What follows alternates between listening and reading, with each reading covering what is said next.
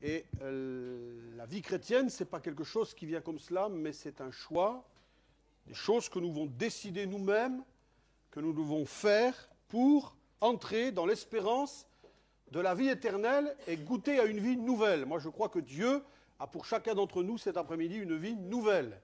Béni soit le Seigneur. Alors, je vais lire un texte avec vous dans le livre des Actes des Apôtres. Acte 16, il y a ce verset 30. Un homme va poser une question essentielle, importante. Au verset 30, allez, on va lire au verset 29. Alors, le geôlier, le gardien de prison, ayant demandé de la lumière, entra précipitamment et se jeta tout tremblant aux pieds de Paul et de Silas. Il les fit sortir et dit « Seigneur, que faut-il que je fasse pour être sauvé ?» Paul et Silas répondirent « Crois au Seigneur Jésus, et tu seras sauvé, toi et ta famille. Amen. » Que faut-il que je fasse ? La question pourrait être posée différemment. Qu'est-ce que je dois faire pour être sauvé, pour que je puisse goûter au salut? Qu'est-ce qu'il faut faire? Il y a dans la parole de Dieu des impératifs. Il y a des choses qu'il nous faut absolument rechercher. D'abord pour notre paix, pour notre joie, parce que l'homme a été créé pour être en paix. L'homme a été créé pour être joyeux.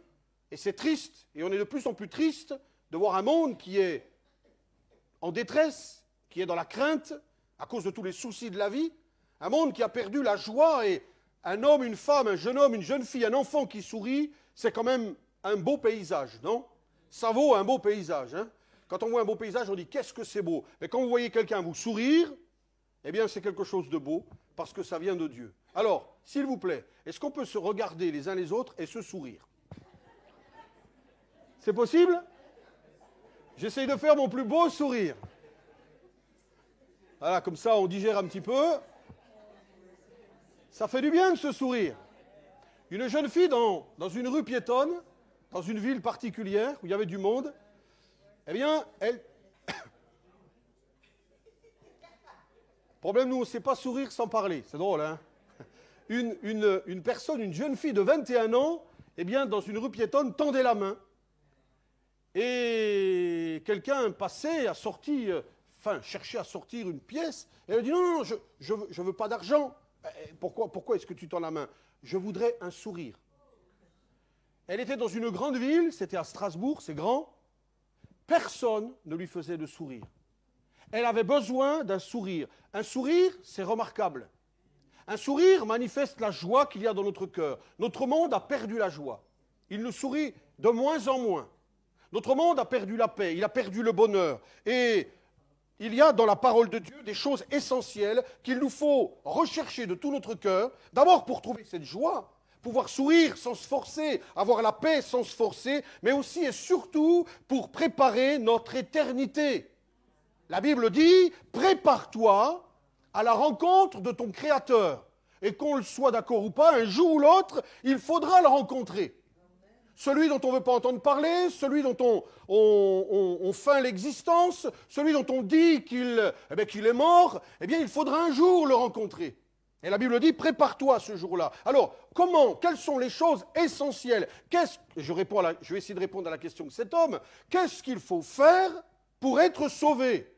Mais quand je dis pour être sauvé, pas seulement avoir l'espérance du ciel, mais trouver le bonheur, trouver la joie de vivre. Que faut-il faire? Est-ce qu'il y a des choses essentielles? Je ne peux pas passer à côté. Oui, il y en a. Et c'est ce que nous allons voir ensemble dans la parole de Dieu. La première chose à faire, et c'est pas si tu veux, c'est pas si tu as envie, c'est essentiel. C'est une chose primordiale. Et c'est écrit dans Jean, chapitre 3 et verset 7.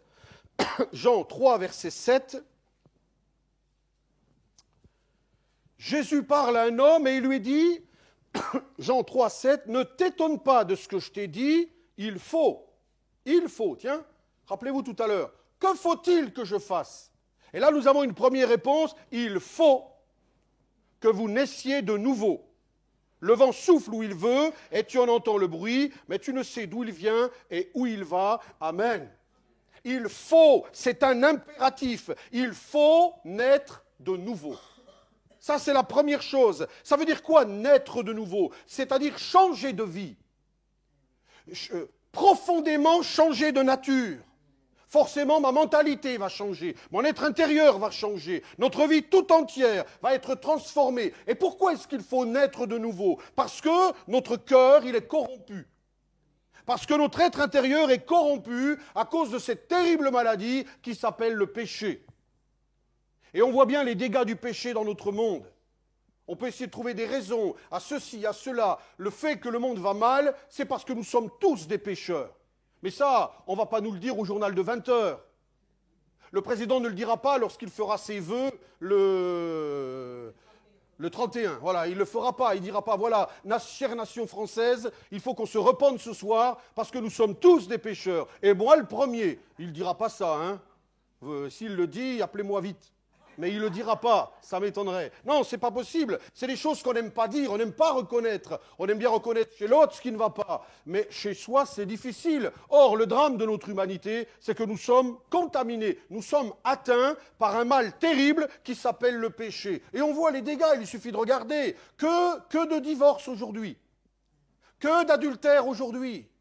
Que de personnes dans la détresse aujourd'hui, que d'enfants abandonnés, que de drames, que de viols, que de meurtres, que de détresse, que de vols. Le mal est devenu bien, le bien est devenu mal. Ceux qui font le mal, on les applaudit. Leurs noms sont écrits en lettres de feu. Ceux qui font le bien, on les met de côté. C'est un monde qui est devenu à l'envers. Il marche sur la tête parce qu'il est atteint par cette terrible maladie qui s'appelle le péché. Si le péché n'avait pas été dans ce monde, mais nous serions les plus heureux sur terre. Le bonheur serait là, on n'aurait pas d'adversité, pas de combat, pas de lutte, pas de maladie, pas de détresse. Oui, mais le péché est venu. Et nous sommes comme un vase d'argile, comme dit la parole de Dieu, qui n'a pas réussi entre les mains du potier. Notre vase est tordu, notre vase est corrompu, notre vase est souillé. Et ce n'est pas l'extérieur qui doit changer. On peut avoir une apparence, même une vie religieuse. Ce n'est pas l'extérieur qui doit changer, mais c'est l'intérieur.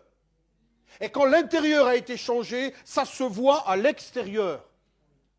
Il y a des gens qui ont une apparence, mais parce que le péché est dans leur cœur, lorsque vous parlez avec eux, lorsque vous les voyez vivre, agir et réagir, vous voyez qu'ils sont comme les autres. Ce n'est qu'une façade, une apparence. Nous sommes tous au même pied d'égalité, nous sommes atteints par ce péché qui nous ronge. Alors quelqu'un pourrait dire, oui, mais vous parlez du péché, mais qu'est-ce que le péché? Le péché, c'est quoi? C'est voler, c'est mentir, c'est tuer? Non, ça, c'est les conséquences du péché. Le péché, c'est dire à Dieu, reste où tu es.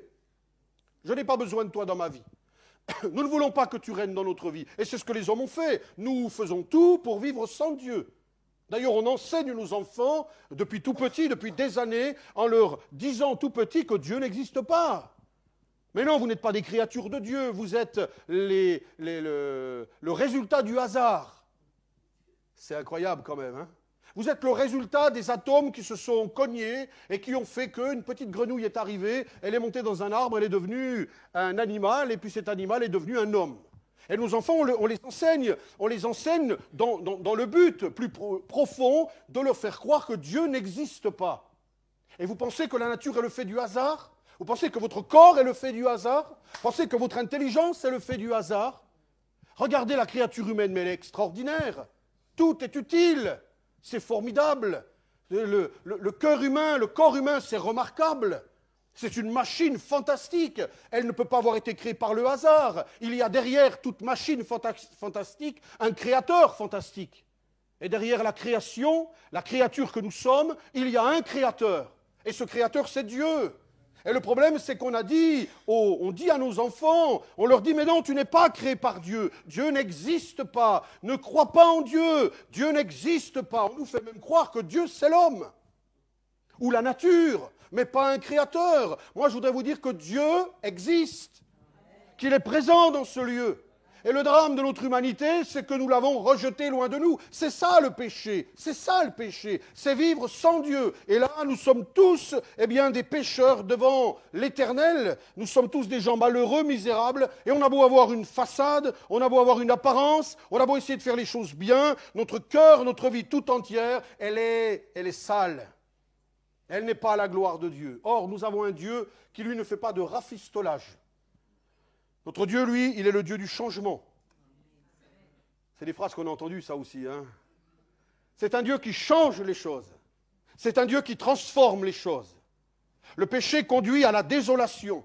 Et notre monde est un monde désolant. Le péché conduit à la mort. La Bible le dit, le salaire, la rétribution, la récompense du péché, c'est la mort. La mort éternelle, être séparé de ce Dieu, puisque vous n'avez pas voulu de lui, puisque vous doutez même de son existence, vous serez séparés de lui pour l'éternité. Il n'y a rien de pire. Rien de pire. Nous avons perdu toute assurance, toute espérance d'aller au ciel. Ce qui attend l'être humain, c'est la mort éternelle. Mais cet après-midi, nous sommes au contact d'une bonne nouvelle. Pour vivre la paix, la joie, pour aller au ciel, il faut une divine transformation. Il faut, et nous l'avons lu tout à l'heure, il dira à cet homme qui s'appelait Nicodème, il faut. Rappelez-vous tout à l'heure le texte que nous avons lu, que faut-il que je fasse pour être sauvé? La première réponse, le premier « il faut », eh bien Nicodème, et on pourrait changer le prénom et mettre le vôtre, il faut que tu naisses de nouveau. Il faut que Dieu vienne transformer ton être. Il faut que tu traverses et que tu vives une véritable transformation. Et ceux qui témoignent sur cette estrade, ceux qui ont témoigné, qui témoigneront, le disent tous. J'étais comme ceci, comme cela. J'ai rencontré Jésus et il a changé ma vie. Et je suis devenu une nouvelle créature. Et j'aime prendre l'exemple, parce que c'est, vous savez, la nature, elle parle. Hein. Vous avez déjà vu les chenilles? On n'aime pas avoir une chenille sur le... Ça fait drôle, hein? Vous dites, oh, une chenille! Ça mange les salades, ça détruit tout ce que nous, on met en place. Il y a des produits pour tuer les chenilles. Quand on en voit une, on l'écrase. La chenille, ça vit dans la terre. La chenille, ça ne peut pas voir ce qui est au-dessus, ça a toujours la tête en bas. Mais à un moment donné, la chenille, elle va rentrer dans un cocon. Elle va tisser autour d'elle un cocon. Elle va y rester pendant quelque temps. Et là, il va se passer une transformation. Quelque chose qui nous dépasse. Alors certains vont dire, c'est la nature. Oui, mais qui est derrière la nature? C'est le hasard, quelqu'un a dit. Le hasard, il est partout. Il est derrière la nature, il est partout. Non, derrière la nature, il y a encore un créateur. Et c'est notre Dieu qui connaît toutes choses. Et quelle image remarquable. Au bout d'un moment, le cocon, on le voit bouger. Je l'ai vu de mes yeux. Je l'ai vu de mes yeux. Le cocon bouge. Il ne faut surtout pas intervenir. On a envie, nous, d'aider cet animal à sortir. Il ne faut pas. Vous allez le faire mourir. Parce qu'en même temps, il prépare déjà ses forces pour s'envoler. Et lorsqu'il ouvre ce cocon, on voit sortir une tête. Et oh, ce n'est plus une chenille, c'est un papillon. Et là, en quelques instants, vous le voyez s'envoler. Il n'est plus dans la terre, il s'envole. Il n'est plus à manger des feuilles de salade mélangées avec la terre, mais vous le voyez se poser sur les plus belles fleurs qu'il y a dans le jardin. Il s'envole avec qu'on appelle des ailes magnifiques. C'est pas vrai? Magnifiques. Des fois, on est là, oh, l'appareil photo vite. Et au moment où vous appuyez, il est parti. Ah, dommage. Des couleurs splendides. Et là encore, certains vont dire, mais ça, c'est le hasard, c'est la nature. Non, c'est le Créateur qui a voulu que cet animal passe par une transformation. Eh bien, la vie nouvelle, c'est exactement la même chose. J'étais un pauvre gars, je vivais dans l'alcool, dans la détresse, dans la misère. J'étais au plus bas de la société, sans espérance, sans rien. Mon cœur était vide, j'avais pas la joie, j'avais pas le bonheur. Sourire, je souriais rarement. D'ailleurs, chez moi, ça souriait jamais. Donc, je ne sais pas ce que c'était que sourire. Mais un jour, eh bien, j'ai entendu parler de Jésus-Christ. Je suis venu écouter l'Évangile et j'ai été comme plongé dans un cocon. J'ai fait une expérience avec Dieu. J'ai réalisé l'amour de Christ et j'ai senti que Jésus transformait mon être. Et lorsque je suis monté sur une estrade un jour pour témoigner, alors j'ai dit oui, j'étais ceci, mais Dieu a fait de moi une nouvelle créature. Dieu veut que tu changes. Dieu veut que ta vie change. Peut-être que tu as derrière toi un passé douloureux, fait de problèmes, de difficultés. Peut-être que tu as fait aussi du mal. Peut-être que tu es rongé par le remords en disant « j'aurais pas dû agir comme ceci, j'aurais pas dû faire cela ». Il y a peut-être tant d'années et tu es rongé par cela. Mais lorsqu'on donne notre cœur à Dieu, lorsqu'on s'approche du Seigneur, il nous transforme. Et nous sommes réellement de nouvelles créatures. D'ailleurs, la Bible ne dit-elle pas « celui qui est en Christ est une nouvelle créature ». Les choses anciennes sont passées, toutes choses, voici, sont devenues nouvelles. Et cela vient de Dieu. Alléluia. C'est le Créateur. Et quand on fait cette expérience, non seulement on trouve la paix, la joie, le bonheur, mais nous avons une assurance qui est une certitude dans notre cœur. Et pour moi, elle l'est. Et mes frères et sœurs, elle l'est. Je sais aujourd'hui que je suis sauvé. Non pas parce que j'ai payé quelqu'un pour qu'il me donne une place au ciel, non pas parce que j'ai vu Dieu et j'ai réglé ma dette avec lui, avec de l'argent ou autre, avec des bonnes œuvres, avec quelques prières. Non, j'ai réalisé, j'ai compris l'amour de Dieu, j'ai reçu dans mon cœur cet esprit nouveau, ma vie a été transformée, je suis sauvé. Et j'aimerais tellement que vous le soyez. Parce que votre vie, même si le médecin vous a dit vendredi, vous êtes un roc. Votre cœur, c'est du béton. Vos muscles, c'est du granit. Votre esprit, c'est le meilleur. Monsieur, vous pouvez repartir tranquille, je ne vous donne aucun traitement, vous êtes un roc. Tant mieux. Mais j'aimerais vous dire que quand même, votre vie ne tient qu'à un fil. Vous êtes d'accord avec ça? Je suis là aujourd'hui et j'espère pouvoir vivre la semaine. Vous avez des projets pour demain? Peut-être que chez vous, la soupe vous attend. Vous dites, après la réunion, je vais me faire une bonne petite soupe. Ah, je suis content, pourvu que le pasteur ne soit pas trop long. Je rentre, je fais ma soupe, je me mets devant vivement dimanche, et je finis mon dimanche tranquille. Il y en a plein qui ont pensé cela. Et puis, la vie en a voulu autrement. Dieu nous rappelle. Et quand il nous rappelle, on ne peut plus se préparer. C'est fini. C'est pour ça que ce moment est important. Il dira à cet homme, il ne lui dit pas quand tu as le temps, quand tu y penseras. Après avoir longuement réfléchi, quand tu en parleras avec ta femme, avec tes enfants. Non, il dit, Nicodème, il faut que tu naisses de nouveau. Et moi, je voudrais vous le dire, il faut, mon ami, que tu naisses de nouveau. Il faut que ton âme change. Il faut que ton esprit change. Il faut que tu aies une véritable transformation, que ta nature soit transformée, que tu deviennes de chenille, que tu deviennes un papillon. Alors tu vas trouver le bonheur, tu vas trouver la joie de vivre, tu vas trouver l'excellence de la vie avec Dieu. Moi, je l'ai découvert, ça fait des années que je le découvre, et je regrette qu'une chose, c'est pas l'avoir connu avant. La vie avec Dieu, elle est formidable. Alors quelqu'un va me dire, ok, il faut naître de nouveau. Oui, d'accord, mais comment? Comment naître de nouveau? Moi, je veux bien. Et cet homme, il posera la question, faut-il que je rentre dans le sein de ma mère? Pour naître de nouveau? Faut-il que je trouve un cocon à ma taille? Et que je rentre dedans? Et que quelque chose se passe? Comment? Alors il y a un deuxième, il faut.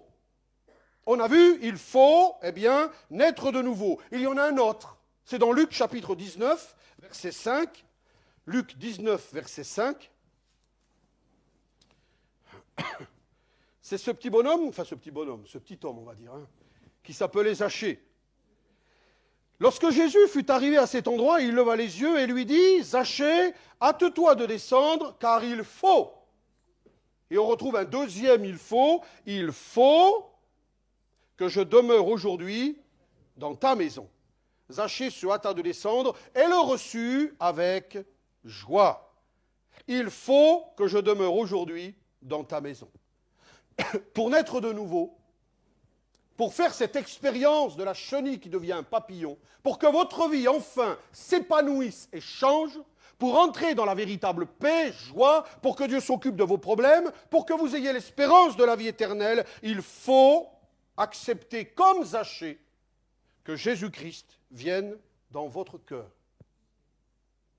Votre maison, c'est votre cœur. Et ça, c'est impératif. C'est quelque chose d'essentiel. Si tu veux être sauvé, il faut que tu naisses de nouveau. Et si tu veux naître de nouveau, il faut que Jésus vienne aujourd'hui dans ton cœur.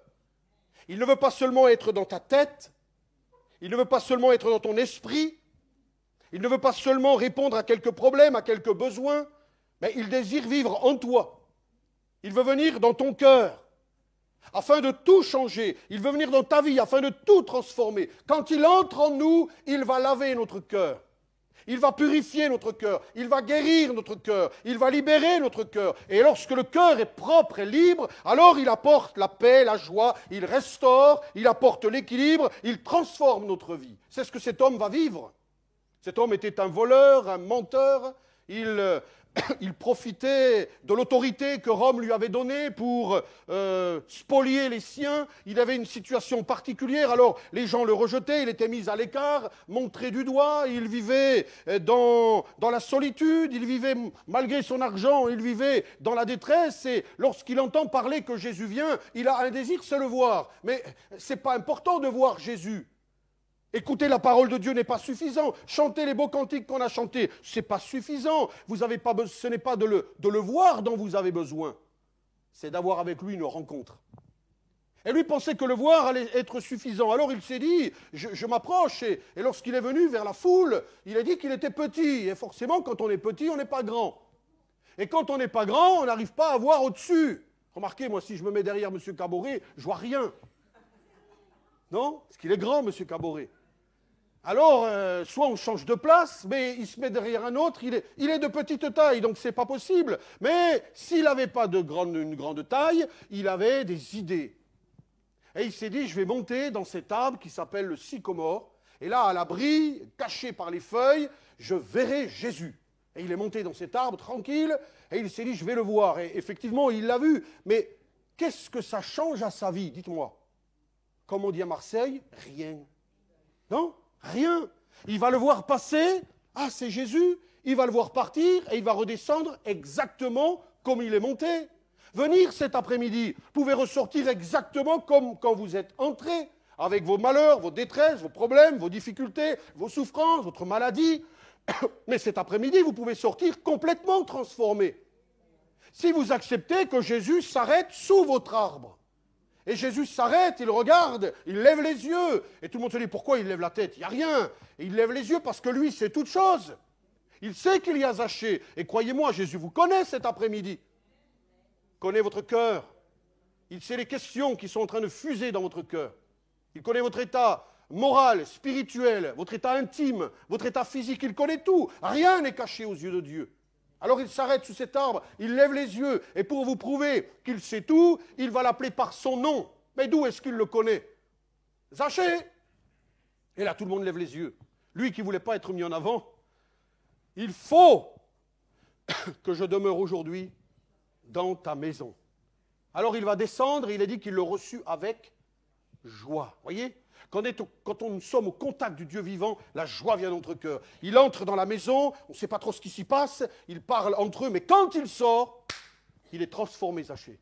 Il n'est plus du tout le même. Son cœur a été transformé. Jésus est entré au plus profond de lui et il a tout transformé. Tellement il a changé. Il dira, j'ai fait du tort, je vais rembourser, je vais donner même plus encore à ceux à qui j'ai volé. Et le Seigneur dira, aujourd'hui, le salut est entré dans cette maison. Et ça, c'est une bonne nouvelle. Le salut, cet après-midi, peut entrer dans votre maison, peut entrer dans votre cœur, dans votre vie, tout transformer. Et quand il entre en nous, alors il va s'occuper de nous. C'est pour ça qu'il ne veut pas venir dans votre tête. Il y a des gens qui connaissent Dieu. On parle des fois sur des stands bibliques. Combien ça m'est arrivé de parler avec des gens, me dire, oh jeune homme, je connais la Bible mieux que toi. Regarde, et on m'a sorti un chapelet. C'est celui de mon arrière-grand-père. Tu n'étais même pas né encore. Tu étais un avorton, et moi je l'ai à la main, comme si ce chapelet était ce qui me reliait à Dieu. Des gens qui pensent connaître Dieu, des gens qui pensent que tout savoir sur Dieu, avec la tête. Mais Jésus ne veut pas venir dans notre tête. Où est-ce qu'il veut faire sa demeure? Dans mon cœur. Et quand il est entré dans notre cœur, dans notre famille, tout a changé.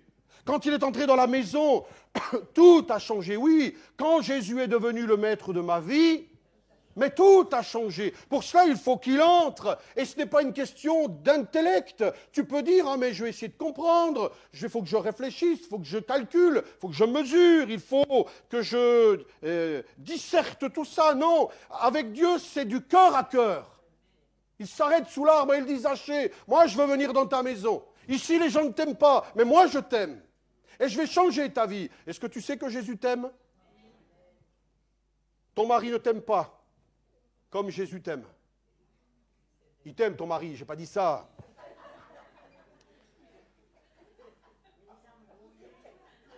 Ah, justement, je ne vais pas vous embrouiller. La sœur, elle dit, je vous embrouille. Pas vous embrouille. Ton mari t'aime. C'est bon, la sœur? Mais personne ne vous aimera comme Jésus vous aime. Personne ne vous apportera l'amour que Jésus a pour vous. La Bible dit, ton père, ta mère viendraient même à t'abandonner. Que moi, l'Éternel, je ne t'abandonnerai jamais. Avec Dieu, c'est une question de cœur. Nous, on calcule tout avec l'esprit. La Bible dit, mon fils. Vous voyez, quand on parle à quelqu'un, on lui dit, mon fils, c'est intime. Mon fils, donne-moi ton cœur. Non pas donne-moi ton intelligence. Donne-moi ta réflexion, ton raisonnement. Si tu veux que ta vie change, donne-moi ton cœur. Ouvre les portes de ton cœur. Permets à mon esprit d'entrer dans ton cœur. Et quand l'Esprit de Dieu entre en nous, alors il va voir les dégâts. Lui, il voit tout ce qui se passe. Et il change les choses. Et comme Zachée, nous sommes transformés. Moi, j'ai été transformé. Transformé par l'amour de Dieu. Transformé par le sang de Jésus-Christ. Transformé par l'œuvre qu'il a accomplie à la croix pour ma vie. Transformé. Pour cela, mettez votre foi en Jésus. Laissez-le prendre votre vie en main. Dites-lui cet après-midi, Seigneur, je te confie ma vie. Et comme Zachée, ce n'est pas demain qu'il faut faire ce pas. C'est maintenant, aujourd'hui. Parce que demain ne vous appartient pas. Zachée a eu un temps de réflexion. Moi, j'ai essayé d'imaginer la scène, mais il était là dans cet arbre. Jésus lui dit, Zachée, il faut que je demeure quand? Aujourd'hui, dans ta maison. Zachée a été surpris parce que tout le monde le regarde, mettez-vous à sa place. Surpris, mais il y a cette parole et il a envie que sa vie change. Alors, devant tout le monde, et qu'importe ce que pensent les autres, il y a ceux qui se moquent, mais pourquoi est-ce qu'il parle à cet homme? C'est un voleur. Il y a les gens qui rient. Et pourquoi est-ce qu'il s'occupe de lui? Il y en a tant d'autres qui sont des gens bien plus, qui en méritent bien plus, comme si le mérite avait quelque chose à jouer là-dedans. Et Zachée descend de l'arbre, sans honte, sans crainte. Et il est même dit qu'il dit à Jésus, viens. Et il le reçoit avec joie. Vous savez, recevoir Jésus dans son cœur, c'est ouvrir la porte à la joie. Jésus va entrer en vous et il va transformer votre vie. J'aimerais dire à quelqu'un, tu as vécu des moments difficiles peut-être, et ta vie, elle est ce qu'elle est. Peut-être tu fais croire que ta vie, elle est clean, mais elle n'est pas si clean que cela. Il y a des fautes, il y a des mauvaises choses que tu as commises. Souvent, quand on prêche l'évangile, on dit tu souffres, tu as la peine, on t'a fait du mal, mais des fois c'est l'inverse. On a fait du mal aux autres. On a brisé des familles, on a brisé des couples. On a détruit. Peut-être c'est ton cas cet après-midi. J'aimerais te dire que quelle que soit ta situation, Jésus t'aime. Il t'aime. Il voudrait te sauver. Pour cela, il voudrait transformer ta vie. Que tu naisses de nouveau. Oui, tu peux changer. Il y a ce cantique qui dit, tu peux naître de nouveau. Mais pour naître de nouveau, il faut que tu acceptes que Jésus vienne en toi. Non pas une église, non pas une religion, non pas des principes religieux, mais ce Jésus, mort et ressuscité, que tu acceptes qu'il vienne en toi. Moi, je me souviens dans cette... c'était une grande salle parce que c'était un rassemblement de jeunesse, mais je me souviens avoir baissé la tête et pour la première fois, pleurer devant Dieu. Et lui dire, viens dans mon cœur. J'ai ouvert la porte et j'ai senti la présence de Dieu m'envahir. Ma vie a été complètement changée. Dieu voudrait le faire pour toi cet après-midi. Et quand il entre en nous, il constate ce qui ne va pas, parce qu'il connaît nos vies. Rappelez-vous, il appelle Zachée comment? Parce qu'il savait d'avance qu'il était là. Il connaît ton état, il connaît ta situation.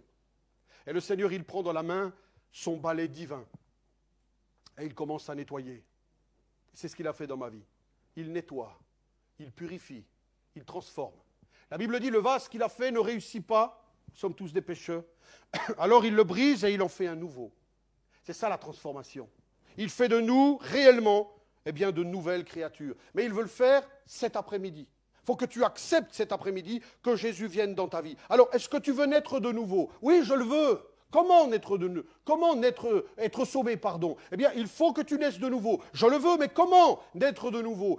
Il faut absolument que Jésus demeure dans ton cœur, que Jésus entre dans ton histoire, que tu acceptes. Et c'est pas simple, il faut un peu d'humilité, il faut se courber, que tu acceptes que Jésus devienne le maître de ta vie.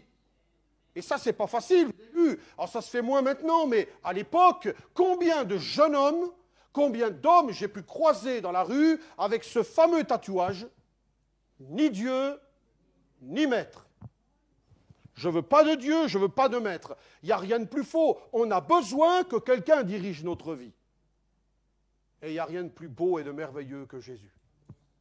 Il conduit notre vie dans le bonheur, dans les sentiers de la joie, de la vie nouvelle et de la vie éternelle. Béni soit Dieu. Alors, j'aimerais vous dire aussi que ça, c'est votre part à faire. Et tout à l'heure, avant de partir, on va vous proposer d'accepter ou de refuser. Vous êtes libre. Vous pouvez dire, moi, je n'ai pas besoin de ce Jésus. Et vous allez vivre votre vie sans lui. Et vous allez prendre de l'âge, parce que de l'âge, vous allez en prendre. Oui, forcément, sans lui. Et que vous allez arriver dans un temps qui s'appelle la vieillesse sans lui. Et que vous allez arriver vers un temps où il faudra quitter cette terre sans lui. Vous en subirez les conséquences. Car sans moi, vous êtes perdus. Mais si vous acceptez de vivre votre vie avec lui, vous allez vieillir avec lui. Vous allez entrer dans la vieillesse avec lui. Et lorsqu'il faudra franchir ce pas, il sera avec vous. Et lorsque vous vous retrouverez devant le Créateur, alors Dieu ne vous verra pas vous, mais il verra son Fils. Et il vous dira, entre dans la joie éternelle. Et vous verrez Dieu face à face. Je vous le souhaite. Alors, il faut naître de nouveau. Il faut que je demeure aujourd'hui dans ta maison. Mais pour vivre cela, pour que nous puissions connaître cette vie nouvelle et merveilleuse, cette vie dans laquelle Dieu délivre, Dieu guérit, Dieu transforme nos vies, parce qu'on aurait pu en parler des heures. Vous savez que Jésus guérit, que Jésus délivre, que Jésus libère de la drogue, du tabac, de l'alcool, de la pornographie, de l'argent, de l'avarice. Dieu nous délivre de ces choses. Il fait des miracles dans notre vie. Seulement pour pouvoir vivre cela, il y a une autre condition, il y a un autre impératif qui ne pèse pas sur notre vie, mais qui a pesé sur la vie de Jésus. Et c'est dans Jean chapitre 3, verset 14. On a vu, il faut naître de nouveau, il faut que je demeure aujourd'hui dans ta maison. Et ensemble, on va lire Jean chapitre 3 et verset 14. Et là je lis, « Et comme Moïse éleva le serpent dans le désert, il faut, et je retrouve encore un il faut de même que le Fils de l'homme soit élevé, afin que quiconque croit en lui ne périsse point, mais qu'il ait la vie éternelle. » Il faut naître de nouveau. Ça, c'est pour nous. Il faut que je demeure aujourd'hui dans ta maison. Ça, c'est pour nous. Mais il faut aussi que le Fils de l'homme soit élevé. Et là, oui, il le faut. Sinon, pas de salut. Sinon, pas de guérison.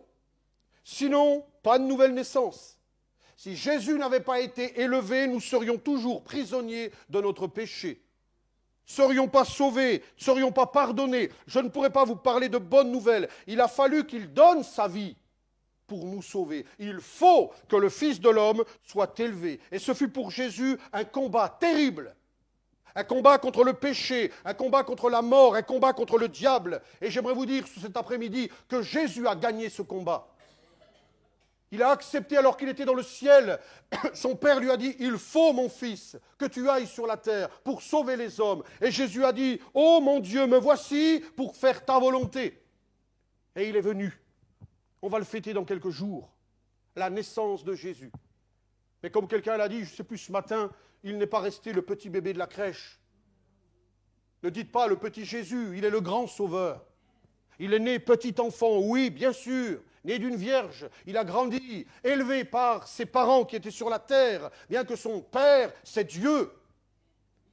À l'âge de 12 ans, il est déjà dans le temple, accomplissant l'œuvre de son père. Mais il savait que ce n'était pas pour cela qu'il était venu. Il va, à partir de 30 ans, commencer un ministère merveilleux. Il va changer l'eau en vin. C'est son premier miracle. Et puis il va ouvrir les yeux des aveugles, guérir les paralytiques, libérer les lépreux, réconcilier des familles, parler du royaume de Dieu. Il va faire des miracles extraordinaires. Et je crois qu'il est capable de le faire cet après-midi. Toujours en réponse à la foi. Le Seigneur bénit. Et dans nos réunions, nous croyons aux miracles. Et si vous êtes malade, eh bien Dieu va vous guérir. Si vous avez un souci, Dieu va répondre. Il n'a pas changé. Mais lui savait qu'il n'était pas venu pour cela. Il faut, mon fils, pour sauver le monde, pour qu'ils deviennent des gens sauvés, libérés, heureux, il faut que tu sois élevé. Oh, ne nous trompons pas lorsqu'il est dit élevé. Pas élevé en gloire tout de suite. Hein. Il savait. D'ailleurs, il dira quelquefois à ses disciples, l'heure n'est pas venue. Les disciples ont du mal à comprendre, mais de quoi est-ce qu'il parle? L'heure n'est pas venue. L'heure n'est pas venue. De quelle heure parle-t-il? Et puis un jour, il rentre dans ce jardin de Gethsémané. Et là, il prie son Père. Il laisse les disciples à distance, c'est un jet de pierre, et il prie. Et il dit, mon Père, si cette coupe que tu me donnes à boire pouvait s'éloigner, qu'est-ce qu'il y a dans cette coupe? Il y a tous vos péchés et les miens. Il y a toute la souffrance qu'il va subir. Il y a tout le châtiment qui devait tomber sur nous, nous des pécheurs. Il accepte de le prendre à notre place.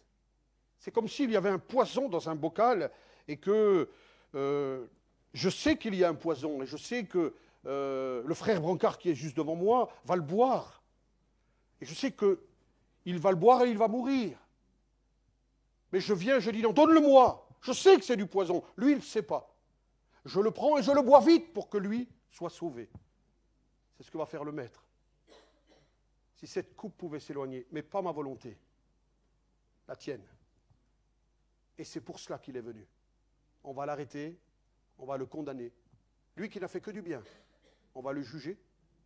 On va lui faire porter une croix lourde, difficile à porter. Il la porte, il tombe, il se relève, il retombe. On demande à quelqu'un de venir l'aider. Puis on l'amène sur cette colline, Golgotha, qui veut dire le lieu du crâne. Et c'est un endroit, Jérusalem. Et là, on va le clouer sur la croix. On est loin du petit enfant qui naît à Bethléem, on le cloue. Et on élève la croix, elle tombe dans son socle. Il a du mal à respirer, toute la souffrance. On l'a battu, on l'a roué de coups avant. On lui a mis une couronne d'épines. Celui qui a fait du bien, on le considère comme un bandit, un brigand, et on le maltraite. Et il l'a accepté. Et il est même dit, il faut. Et il dira à ses disciples dans ce fameux jardin, alors qu'il l'a dit jusqu'à maintenant, l'heure n'est pas encore venue, voilà que maintenant il dit, l'heure est venue. L'heure est venue. Je vais prendre sur moi les péchés du monde. Et s'il a pu le faire, c'est parce qu'il a vécu, lui, sans péché. Le seul homme, des fois on se pose la question, est-ce que sur la terre il y a quelqu'un qui n'a jamais péché? Et on peut se poser la question, est-ce qu'il y en a? Il y a des gens qui ont fait moins de péché que d'autres. Certainement. Mais le péché, il est en eux quand même. Hein. Il est en nous. Non, la Bible dit, tous sont péchés. Et tous sont privés de la gloire de Dieu. La Bible dit, il n'y a pas un juste. Et elle ajoute, pas même un seul. Et c'est là où je dis que même, je le respecte, mais même le pape, que l'on appelle Saint-Père, il n'est pas pur. Il est pécheur comme tous les autres. Parce que le péché a contaminé la nature humaine. Le seul qui n'a jamais péché, c'est Jésus. Il dira, qui de vous me convaincra de pécher? Il n'a jamais péché. Et c'est parce qu'il n'a jamais péché qu'il peut alors accomplir l'œuvre de Dieu, être élevé sur une croix et prendre sur lui les péchés du monde. Dieu a tant aimé le monde qu'il a donné son Fils unique afin que ceux qui croient en lui ne meurent point, mais qu'ils aient la vie éternelle. Sur la croix, Jésus a gagné. Il a, par son sang, lavé, purifié nos péchés. Il a vaincu la mort, le péché, le diable. Il nous purifie et fait de nous de nouvelles créatures. Lorsque je reçois Jésus dans mon cœur, je vous l'ai dit tout à l'heure, le sang de Jésus me lave et me purifie de tous mes péchés. Ils ont été pardonnés par la mort de Jésus. Je suis purifié. L'Esprit de Dieu qui entre en moi va nettoyer la maison, embellir la maison, transformer la maison. Je deviens une nouvelle créature. Et l'Esprit de Dieu qui est en moi est comme un sceau qui me garantit la vie éternelle. Alléluia. Nous sommes, les chrétiens, nous avons un sceau dans notre cœur, c'est le sceau de l'Esprit. Nous sommes en route vers le ciel et nous rentrerons dans la gloire parce que Jésus est mort, il a été élevé. Mais j'aimerais vous dire qu'il est ressuscité. Alléluia. Qu'il est au milieu de nous cet après-midi.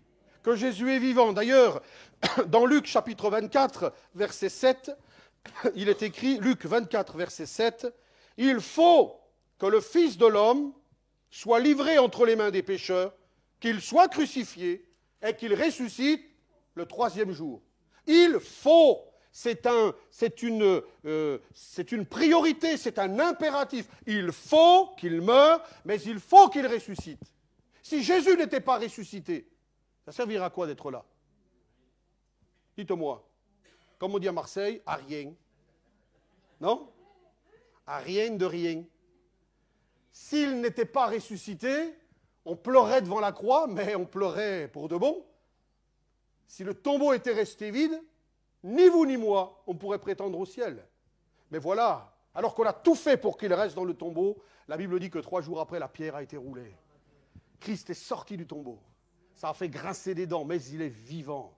Il est vivant. Encore aujourd'hui, le Seigneur, de temps en temps, eh bien, dans des endroits particuliers, il apparaît à des hommes et des femmes. Il pourrait se montrer là cet après-midi. Il est vivant dans ce monde et il agit avec puissance. Des millions d'hommes et de femmes et d'enfants ont été touchés par la grâce de Dieu. Des couples ont été restaurés. Des maris qui trompaient leurs femmes ont retrouvé l'amour et il y a eu le bonheur qui est revenu. Des enfants qui étaient abandonnés ont retrouvé la joie des parents. Des malades ont été guéris de cancer et d'autres maladies. Des dépressifs ont retrouvé le bonheur. Il agit encore aujourd'hui. Il change les vies. Et des gens qui avaient aucune espérance ont trouvé en Dieu une espérance formidable. Et ce qu'il a fait pour ces gens-là, il veut le faire pour chacun d'entre nous cet après-midi. Amen. Alors je reviens au texte de base, le premier texte. Que faut-il que je fasse? Cet homme dira, mais que faut-il que je fasse pour être sauvé? Il faut naître de nouveau.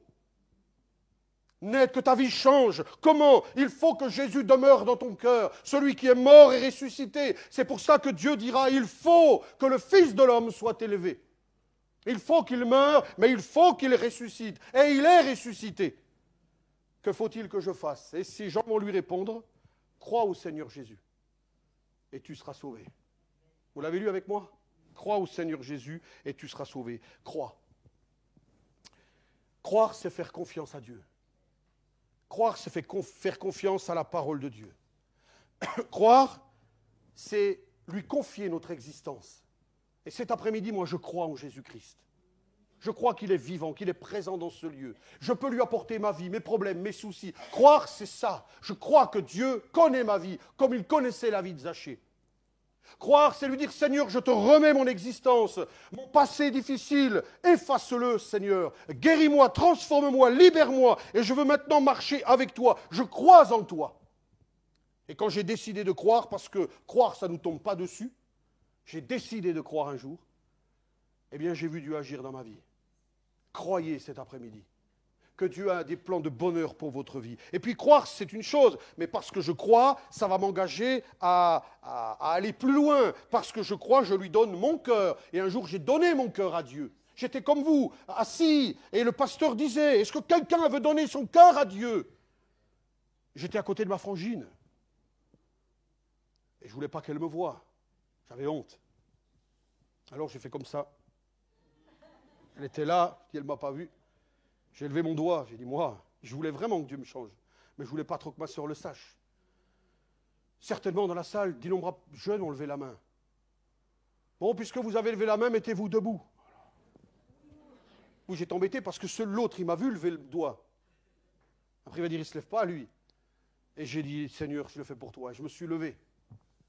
Maintenant que tu es debout, viens sur le devant. Il m'a tout fait, ce pasteur. Et je suis venu sur le devant. Et on était d'innombrables jeunes là, j'oublierai jamais ce jour-là. Et j'ai senti Dieu entrer dans mon cœur, dans ma vie. Et j'ai été transformé. Et il a continué ensuite le ménage, j'avais tellement de choses à faire. Mais il l'a fait, et il le fait encore. Mais ce jour-là, tout a changé dans ma vie. Gloire à Dieu. Je ne le regrette pas. Il est venu et il a changé ma vie. Oui, il a fallu ce temps où j'ai donné mon cœur à Dieu et puis le temps de l'engagement. Alors mon cœur, je lui ai donné. Je suis rentré à la maison. J'ai commencé à aller à l'église, à lire la Bible, à prier le Seigneur. Et puis il a fallu que je m'engage. Et je me suis engagé. C'est quoi s'engager? Eh bien, je dis, Seigneur, puisque je te donne ma vie, puisque je veux vivre avec toi, je vais m'engager en passant par les eaux du baptême. Et je me suis fait baptiser. Celui qui croira et qui sera baptisé sera sauvé. Ça ne veut pas dire que celui qui n'est pas baptisé, mais qui a donné son cœur à Dieu, est perdu. Non. Mais parce que j'ai donné mon cœur à Dieu, j'ai dit, Seigneur, qu'est-ce qu'il faut maintenant que je fasse? Et le Seigneur m'a dit, fais-toi baptiser. Par obéissance. Et je l'ai fait. Et je ne le regrette pas, parce que c'est merveilleux d'appartenir à la famille de Dieu, d'appartenir au Seigneur. Et puis je termine avec cela. Il y a ce texte dans Jean chapitre 3 et verset 30. C'est le dernier, il faut, vous connaissez celui-là. C'est un homme qui dira, il faut qu'il croisse et que je diminue. Voyez ? Il faut, que faut-il que je fasse pour être sauvé ? Il faut naître de nouveau. Il faut que Jésus demeure dans ta maison. Pour cela, il a fallu que le Fils de l'homme soit élevé. Et puis je reviens, que faut-il que je fasse ? Il faut que tu t'engages, que tu donnes ton cœur à Dieu. Et puis ensuite, il faut qu'il croisse et que je diminue. Il faut grandir avec le Seigneur. Et je vous invite à grandir avec Dieu, grandir dans sa connaissance, grandir dans la foi, grandir dans l'amour, grandir dans cette vie nouvelle qui est la nôtre. On fait en ce moment l'étude sur le baptême, et on dit aux bien-aimés qui sont là qu'on compare la nouvelle naissance à une nouvelle naissance, un enfant qui vient au monde. Un enfant qui vient au monde, il ne reste pas enfant. S'il reste enfant, c'est qu'il a un problème. Mais oui, comme un sifflement, il faut qu'il grandisse. L'enfant doit grandir. Il va devenir petit enfant. Il va devenir grand enfant. Oh, il a grandi, votre enfant. Et puis il devient adolescent. Et quand on le regarde, on dit, wow, il a grandi. Et puis il va devenir adulte, mature. Et Dieu veut que nous puissions grandir dans la vie chrétienne. C'est le désir de Dieu. Nous avons besoin de grandir. Et pour cela, Dieu nous a donné sa parole, la Bible. Et en lisant la Bible, on grandit. Dieu nous a donné la prière. Et commencez à prier Jésus. Vous allez découvrir qu'en priant le Seigneur, il nous permet de faire des expériences avec lui et de grandir. Et puis il nous a donné son Saint-Esprit. L'Esprit de Dieu est en nous et il nous aide à grandir. Et puis, il nous a donné aussi l'Église. L'endroit dans lequel nous sommes cet après-midi. Et là, dans l'Église, eh bien, nous pouvons grandir. Alors, je vais lui laisser toute la place dans ma vie. Je vais lui donner mon cœur, mon âme, mais je vais aussi me nourrir pour devenir cet homme, cette femme mûre, mature. Je vais me nourrir de sa parole, je vais me nourrir de son esprit, je vais me nourrir de la vie d'Église, et je vais grandir. Et il sera le maître de ma vie. Et comme il est dit dans la parole de Dieu, moins de moi et plus de toi. Et je voudrais vous donner le secret de la réussite. Plus vous laisserez Dieu prendre la place, plus vous serez heureux. Plus vous laisserez Dieu diriger votre vie, plus vous serez heureux et heureuse. Et c'est alors que vous serez sauvés. C'est alors que vous serez un véritable chrétien, et je dirais même, c'est alors que vous serez un véritable disciple. Il faut. Ça veut dire que c'est prioritaire. On ne peut pas mettre ça demain, on ne peut pas attendre. C'est un impératif. Cet après-midi, si tu veux être sauvé, avoir l'assurance de la vie éternelle, si tu veux que ta vie soit une vie formidable, alors il faut que tu naisses de nouveau. Il faut que tu sois transformé. Tu ne peux pas avoir une religion, il faut que tu sois transformé. Pour être transformé, il faut que Jésus vienne demeurer en toi. Il faut que tu ouvres ton cœur à Dieu. Et pour que tu puisses être sauvé, pour que Jésus puisse venir habiter ton cœur, il a fallu, lui, eh bien, qu'il soit élevé. Il a fallu qu'il meure et qu'il ressuscite. Et cet après-midi, ta vie peut être transformée. Jésus t'a attiré dans ce lieu parce qu'il t'aime. Et il te dit maintenant, voyez la différence. On a vu que pour être sauvé, c'est des impératifs. Il faut, on ne peut pas passer à côté. Celui qui dit, moi, je veux que ma vie change, mais je ne veux pas de Dieu dans mon cœur, eh bien, tu ne seras jamais sauvé. Parce qu'il faut. Il n'y a pas d'autre solution. Si tu veux devenir une nouvelle créature, il faut. Par contre, nous vous proposons de l'accepter. Et nous ne vous forcerons jamais. C'est à vous de dire, je le veux ou je ne le veux pas. C'est votre choix. Vous ne verrez et vous ne devriez jamais voir des chrétiens courir derrière vous. C'est chacun qui décide. Moi, j'aime beaucoup cet exemple de ce jeune homme riche qui court derrière Jésus et qui lui dit, que faut-il faire ? Que faut-il faire pour avoir la vie éternelle ? Jésus va lui dire, eh bien, ce que vous avez entendu cet après-midi, mais donne-moi ton cœur, donne-moi ta vie, laisse tes richesses, marche avec moi. Et il est dit que ce jeune homme a fait demi-tour et qu'il est reparti tout triste. Le Seigneur a pu dire, attends, ne pars pas, non, j'ai peut-être mal parlé, attends, reviens, je ne veux pas te perdre. Tu veux pas, pars. Et quand on l'accepte, c'est la joie dans notre cœur. Et cet après-midi, si tu es venu, ce n'est pas pour rien. Tu es malheureux, tu es misérable, tu n'as pas d'espérance. Tu as un passé difficile, lourd à porter. Jésus t'offre le pardon cet après-midi. Jésus t'offre la joie. Et attention, il faut que tu naisses de nouveau. Alors il faut que tu acceptes que Jésus vienne dans ton cœur.